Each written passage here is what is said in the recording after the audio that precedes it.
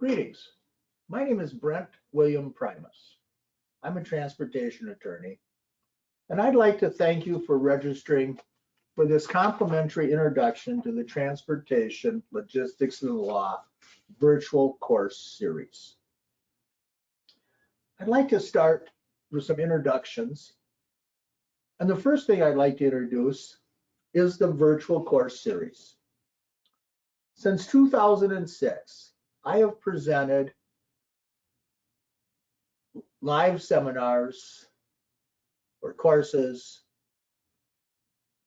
based on the Transportation, Logistics, and the Law text, first developed by William Ogello. Here's the book. And I've presented that course over 50 times, maybe 60. The last time I presented it live was in the fall of 2019 in Roswell, Georgia for the Transportation Logistics Council.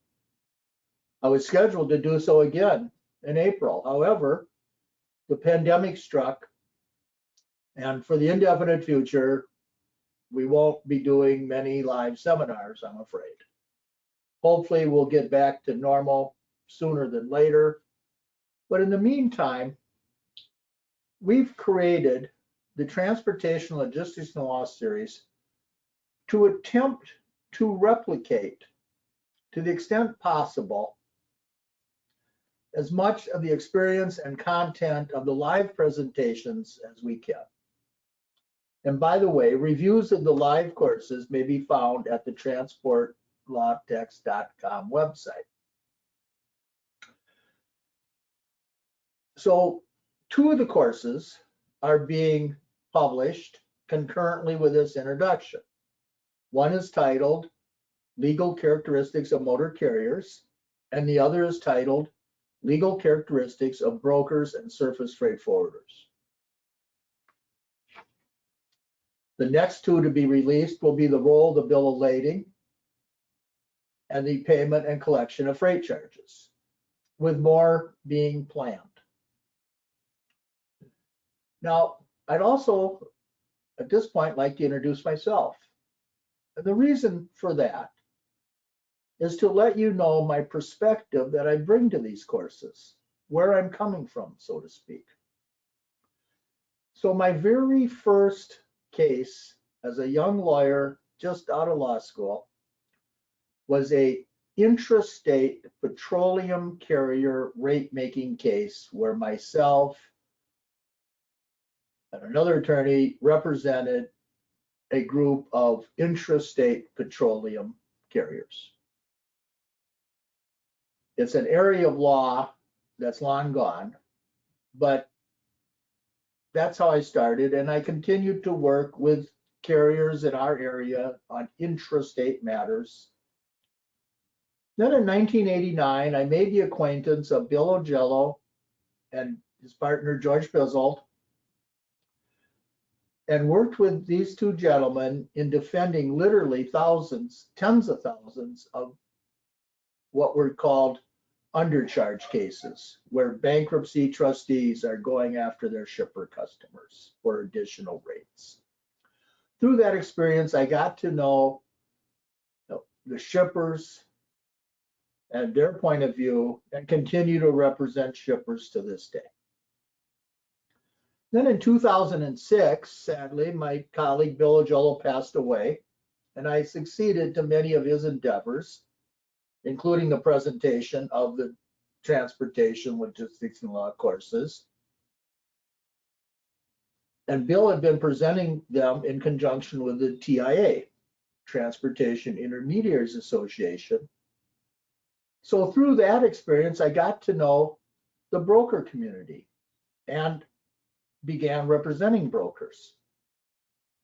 I've also worked with warehousemen, people operating warehouses, and their customers in matters such as warehousing contracts or loss and damage claims. So I've come to I've represented all the parties, so to speak, the shippers, the brokers, the carriers, the warehouses.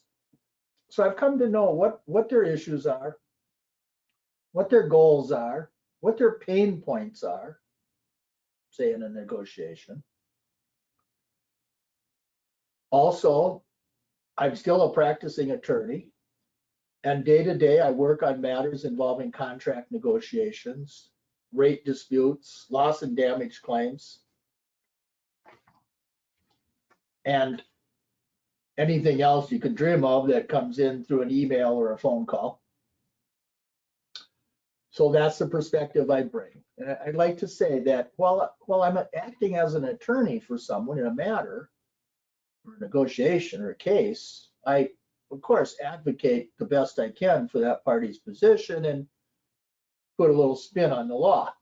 However, when I'm presenting these courses, I do my very best to try to present the law as neutral as possible. You know, whether I agree with what a statute says or what a case says, I still, you know, if that's the case, if that's the statute, that's what I'm going to tell you. So the next introduction I'd like to do is to the course handbook and what the go-to-training software calls materials. So here's the course handbook that I used in Roswell, Georgia. So anyone over the years that has taken a live course goes home with a handbook. In this handbook, it begins in section 1 with the PowerPoints printed out 3 to a page. Then there's a section on critical statutes, many pages, a section on regulations, the critical regulations, the ones you're most likely to encounter day to day. There's a section on map 21, the nickname for the 2012 highway bill and its impact on the broker community and shippers as well. Then there's what we call the appendix, which is a whole miscellaneous hodgepodge of stuff, specimen tariffs, white papers, maybe sample bills of lading, just different things I add from time to time that I think should be of interest or could be of interest to a transportation professional. Then in the last section, there's an online library, a listing of all the articles written by myself and Bill Ogello, which could be accessed through the transportlawtext.com website for free, by the way. And then at the end, a little bio about myself.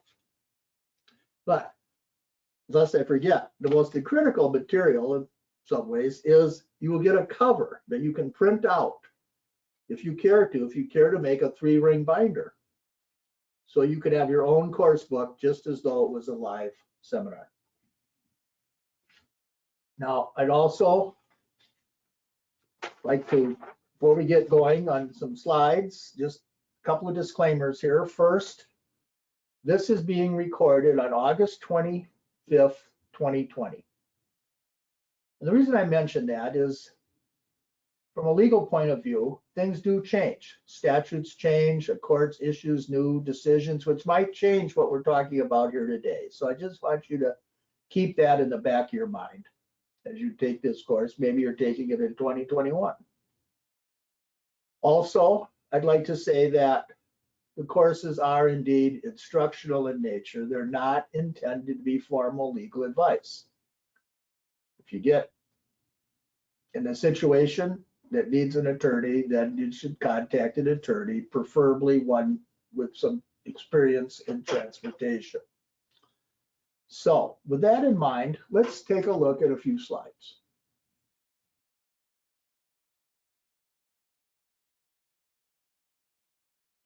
So here on the screen is the title slide for this course, today's course.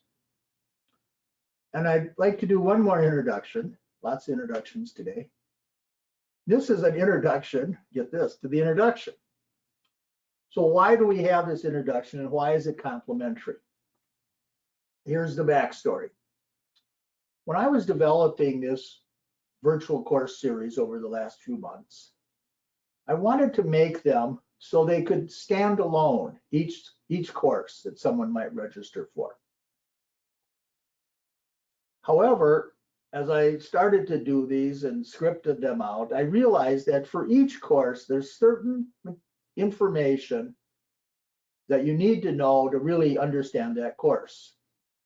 Essentially, it's the information that in the live courses, I would start off each day and then go from there. So it's very important, the introduction, because it's the legal basis for all of the courses. So why is it complementary? Well, here's why. Let's say someone's just interested, say, in freight payment, doesn't want to take the motor carrier course. Fine, but they might wonder, well, why do I have to register for 2 courses and pay for 2 courses just if all I want to do is take 1 course? All right, so here's the solution to that. I feel strongly that you have to start with the introduction. And so that people don't have to pay for 2 courses if they only interested in 1 course, we made this complimentary. And this course, like any of the ones in the series, are online on demand. And the significant part of that is that you can watch it as many times as you like. You can watch it all at once, or you can watch it 15 minutes a day, say over your lunch break. Or you could go back and repeat things. So with that in mind, let's ask a question. Why do I need to know this stuff? Because really that's the starting point. If you don't need to know it, why take the course? So when I started teaching this course in 06, I thought that it was about transportation law. And of course it is. However, I came to realize that really what's going on here and why people need to know this is to identify and minimize legal and financial risk in the supply chain. It's all about risk. It's risk management. You need these tools to protect your bottom line at your companies, to increase your net revenues, to minimize the risk. It's not always possible to eliminate them, but at least to minimize them. And that's what this knowledge, that's the purpose of these courses, to give you this knowledge. So whether you're a shipper, or someone in the insurance area, or an attorney representing different parties, this is why this comes into play and why it's important. Now, on this slide, we see listed the 7 most important legal concepts in transportation law. You can take a moment or 2 to skim that, or you could even pause and read it at your own pace. But these are the underlying concepts that we'll be addressing throughout the course series. In some courses more so than others. So for instance, the 4th bullet, we're going to have the significance and implication of bill of lading. There's going to be a separate course on that. But for today, we're going to start with looking at the 2 first bullets, the critical differences between a carrier and an intermediary, and some definitions. So here's the broad grouping of carriers. The truckers, the railroads, boats, planes, they're the carriers. And it's always pretty easy to tell who a carrier is. Then we have what I call pure intermediaries, the truck brokers. The regulations refer to them as property brokers, because once upon a time there were something known as passenger brokers. Ocean freight forwarders in the ocean world, and intermodal marketing companies dealing with domestic intermodal by rail. Then there's the hybrid intermediaries. And I call them hybrid, this is just my own name, because they're the carriers with respect to the shipper customer, but they themselves are the shipper with respect to the actual carriers. So this includes surface freight forwarders, and they get involved in both motor and rail. In the ocean world, we have non-vessel operating common carriers. And then we have air freight forwarders, some also known as indirect air carriers. Now, why is it important to know the distinctions? Here's why. Carriers have liability for loss and damage. As a general rule of thumb, a pure intermediary won't. Another difference, critical difference, is that if a shipper pays the carrier, they know that their freight bill has indeed been paid. However, when the shipper pays a pure intermediary, or in some instances a hybrid intermediary, they think they paid their freight bill, but if that intermediary fails to pay the carrier, guess what? The carrier will come after the shipper to collect its charges. So, it's whenever you're dealing in a situation, the first step, or one of the first steps, is to identify the legal nature of the provider. Now, that can be sometimes hard to do. We'll talk about that in a minute. But here's a legal principle that comes into play. It's at the bottom of the slide there. Courts will look to the nature of the operations and services offered, not just the license held. So for example, let's say someone gets a license as a broker. And then, this is a little extreme perhaps, but then they buy some trucks, hire some drivers, start moving freight. Now a situation comes up and someone makes a claim against them, says, hey, let's say it's loss and damage claim. Someone says, hey, you lost my freight. And then this broker would try to say, oh, wait, well, we're a broker, we're not a carrier. All we've got is a broker's license. Well, the court says, no, sorry. We don't care how you call yourself. We're going to look to what you're doing. So if indeed you're buying trucks and hiring drivers, you're a carrier and you've got the responsibilities of the carrier.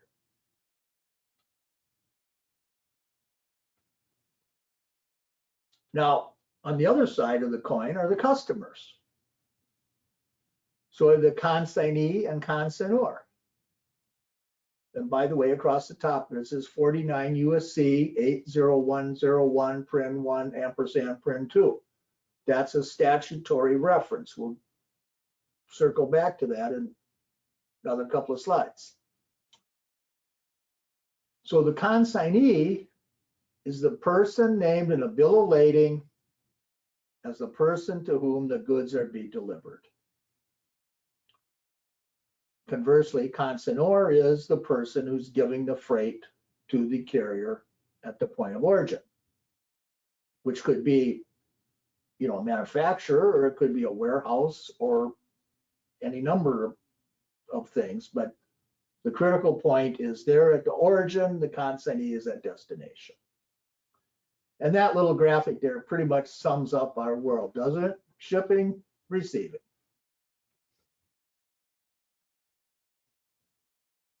So what's a shipper? Remember, in those slides before, we said consignee, consignor. Now we're saying shipper. Well, that has all sorts of meanings. So I caution people to avoid using the term shipper. You're better off with consignor or consignee. It's more precise. Because shipper, depending on the context, can be the consignor. So like in the Uniform Bill of Lading, when they talk about shippers, they really mean the consignor. But it could also be a consignee. Here's what I mean by that. Let's say you're a manufacturer and you've contracted with a trucker to bring supplies into your facility from your vendors, and you're going to pay for them. You have a contract with them. Well, on those loads, you're the consignee. But guess what? You've signed a contract that says shipper carrier contract because you're the customer of the carrier.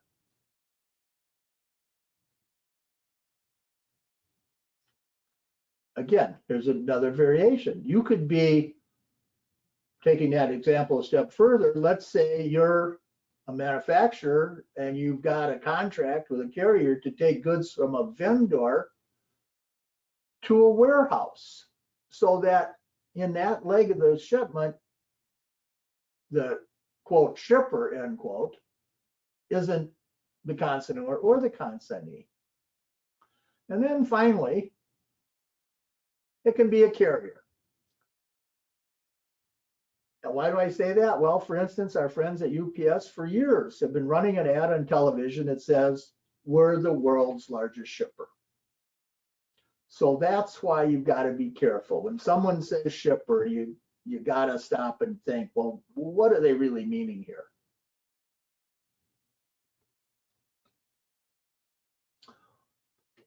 Now we're going to turn to another topic here. Many of these PowerPoints, I should mention, were created by Bill Ogel. And this PowerPoint now is the last one he was working on or tinkering with before his passing. And I did one tweak to it. You'll see where I crossed out the word all.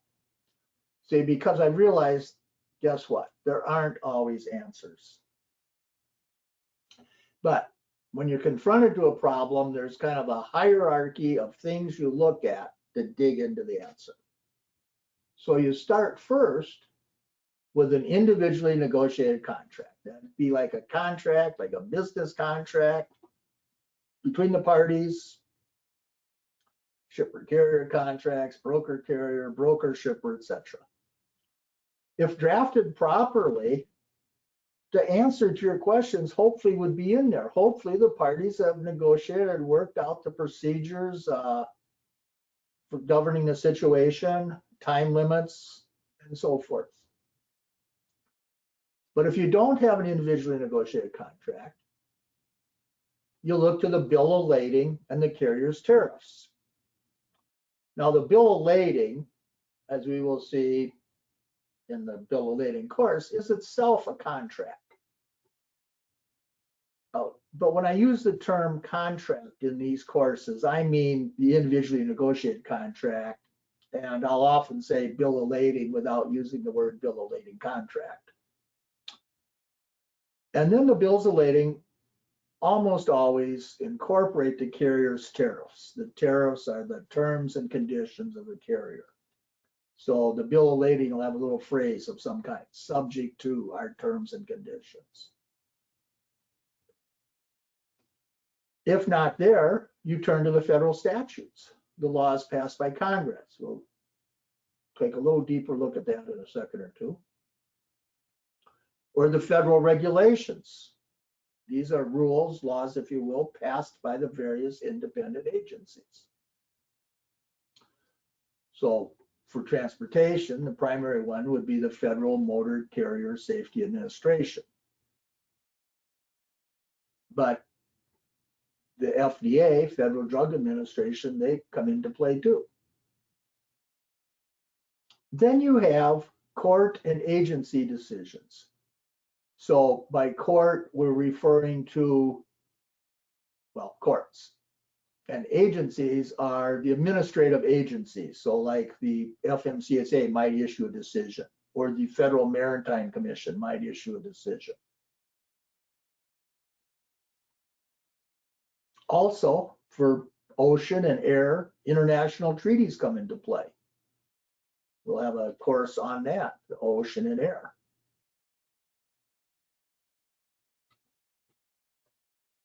Now, here's an overview of the US legal system.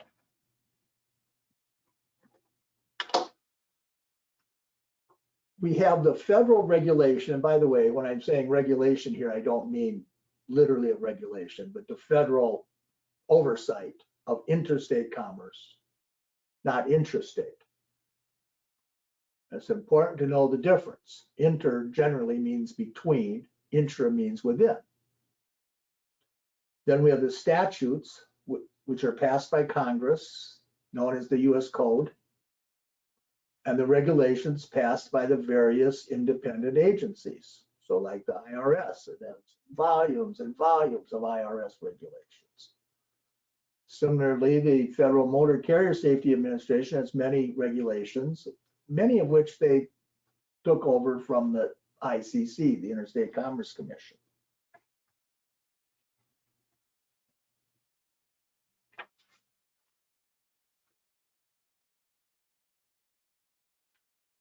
So what is interstate? trade, traffic, transportation between a place in a state and a place outside of the state. Or two places in a state, but to get between the two, you go through another state.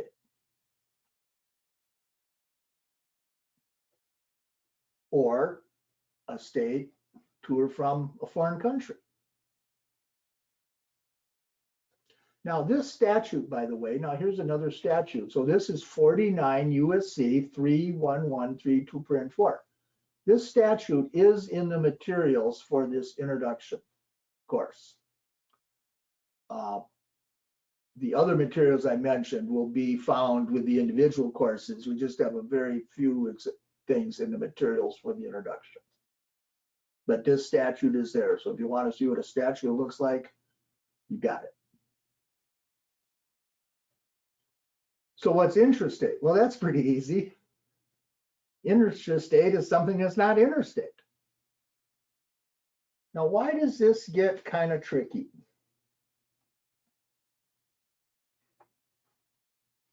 Here's why.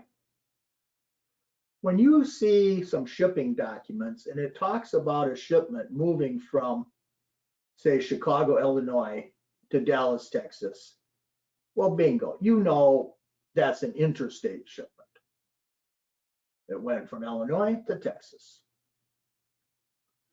But now let's say you're looking at some shipping documents that are between Dallas and Houston. So on the face of it, it looks like an intrastate move. But if it turns out, it could be that it's not an intrastate move. Well, what do you mean? Okay, here's an example. That shipment from Chicago to Dallas went into a warehouse. And then it stayed in the warehouse for 2 weeks or a month or whatever. Then an order came in and it went on to destination. That could be considered one leg of an interstate movement. So the point being, the takeaway point is you can pretty much always tell from the transportation documents, the shipping documents, if it's interstate. But in order to tell if it's intrastate or not, you might have to dig a little deeper into the facts surrounding the movement. And why is this significant? Here's why. All the things we're going to be talking about in this course has to do with interstate transportation, not intrastate. So as we get into the weeds on the various courses, and we're talking about different principles, say in loss and damage, the Carmack Amendment, governing loss and damage. Well, guess what? Carmack Amendment doesn't apply to intrastate. Or in other courses, in the freight payment course, we'll talk about time limits. Well, again, these time limits, these federal statutes relate to interstate, not intrastate.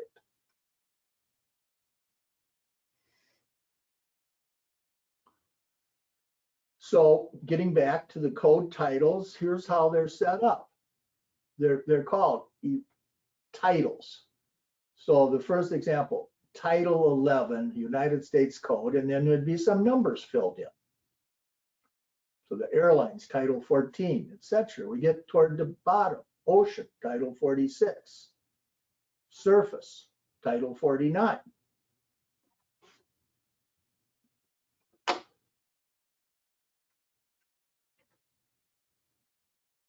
Now, let's take a little closer look at Title 49. There's two main subparts. Part A governs railroads. Part B, trucks, brokers, inland water, service freight forwarders.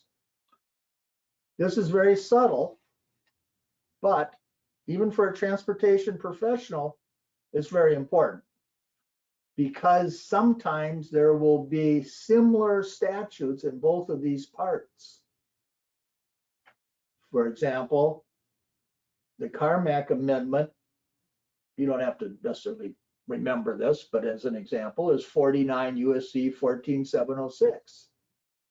However, when the structure of the statutes were reorganized in 1996, when the Interstate Commerce Commission was sunsetted,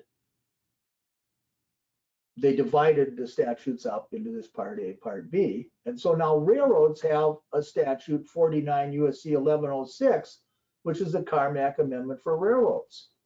It's different. 110706 and 14706 are not the same. They look similar, but they aren't the same. So you have to be very careful that you're in the right part. Indeed, there's even a court case from about 10, 15 years ago where the 8th Circuit Court of Appeals was talking about a railroad regulation when they were deciding a case involving YRC, I'm sorry, Yellow, before it was YRC, which was a trucker. So here we have a court one step below the Supreme Court of the United States that got confused on Part A and Part B. A mistake that you don't want to make. Here's a little detail on how to read those structures. I'm sorry, how to read a citation to a statute. And a state statute would have different letters. So for instance, Minnesota, you might see the word M in there, MN. I mean, each state has their own system. But whenever you see that USC, it means United States Code. Now, let's talk about the courts. Now, technically, the title of this slide should be Ranking Order of the Federal Courts. Instead, it says Paralegal Training. Why is that? Well, that's the title Bill gave to this slide, and I've kept it all these years because it's a teaching theme of Bill's that as a transportation professional, you're dealing with the laws and the regulations in order to do your job. And the more you know about the laws and regulations and the court decisions, the better you'll do. At your company, you probably don't have the title of paralegal. You might have the title contract analyst or claims adjuster or carrier compliance, whatever it might be. But in fact, you're functioning as a paralegal. So starting at the bottom up are the U.S. district courts. These are located in every major city in the country. These are where lawsuits are brought, cases are tried, and sometimes these courts will issue a written opinion. Not always. And then they might be published. So if they're published, here's an example of a cite to that. 724 Fed Sup 269, D Delaware 89. So what does this tell us? Well, this tells us that it's in the 724th volume of the Federal Supplement, page 269.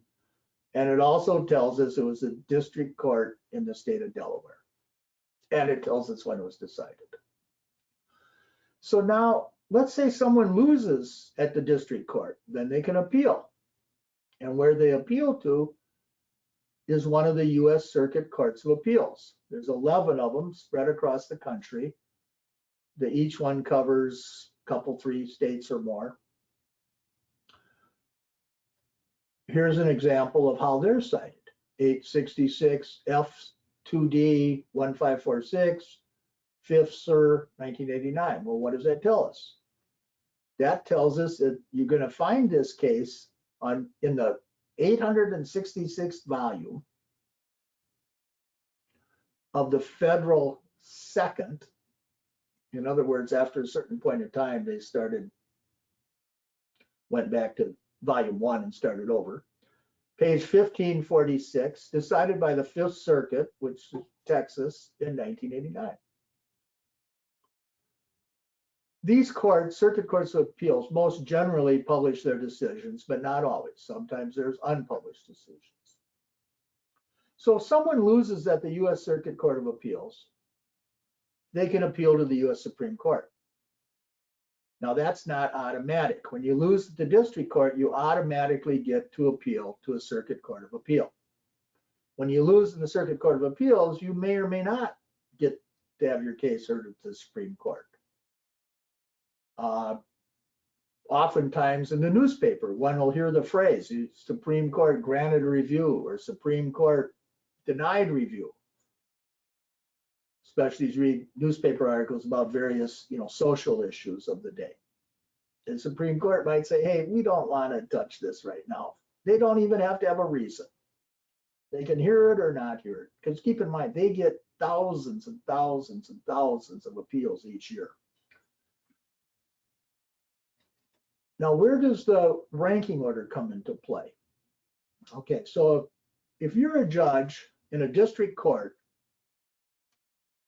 you're going to be within a certain circuit. So for instance, in Minnesota, where I live, there's a district, we have our Minnesota district courts, U.S. district courts for Minnesota. They're in the 8th Circuit. So if a judge in Minnesota in a district court is hearing a case, deciding a case, and the 8th Circuit Court of Appeals has ruled on it, the district court judge has to follow what the circuit court says. That's the ranking part. Now, there's 11 circuit courts of appeals. They don't have to follow each other, which is one of the reasons the U.S. Supreme Court might hear a review, grant certiorari, is what it's sometimes called. The technical terms, a petition for writ of certiorari can be denied or granted. So in transportation matters, sometimes it'll happen that the 2nd Circuit, which includes New York Harbor, and the 9th Circuit, which includes the California ports, might come to a different result in a ocean cargo case. So the U.S. Supreme Court might just accept that case because they see what we call a split in the circuits, realizing that's not good. You want to have a uniform set of laws, especially for transportation, so they accept it. Now, all the U.S. Circuit Courts of Appeals have to go by what the U.S. Supreme Court says. Running in parallel with all these are the state courts. State courts hears lots and lots of cases involving transportation matters, loss and damage claims, rate disputes, et cetera, et cetera. Generally speaking, they follow the federal law.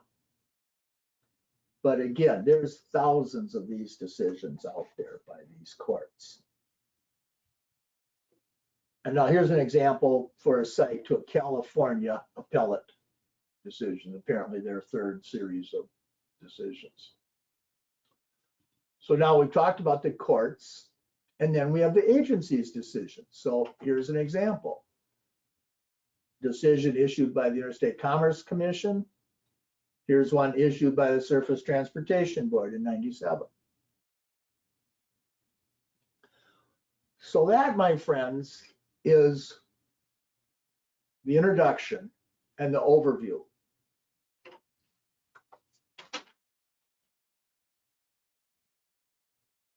So before we conclude, I would just like to say that I hope you felt you got something out of this course. And I want to mention also, so I don't forget, since you were good enough to register the course and hopefully sit through the whole thing, you're entitled to 1 free phone call, just like if you'd attended a live course. And I do mean a phone call, not a bunch of emails back and forth. We can use email to set up the time for the phone call. And the reason I have that policy is because it generally, when people ask me a question, I have to ask them 2, 3, 4 questions myself to hone in exactly what the situation is. And I'd also like to say, as we wrap up here, that I do indeed hope you sign up for some of these courses. I think you'll find them very valuable. And I'd like to mention that if you have any, along the way, you get any technical problems or have trouble registering, I have 2 very competent staff members, Julie and Dan. In fact, they're auditing here today. They're in their own remote production studios. You can give them a call, 612-333-0909, and they will help you the best they can. So with that, I'm going to say goodbye.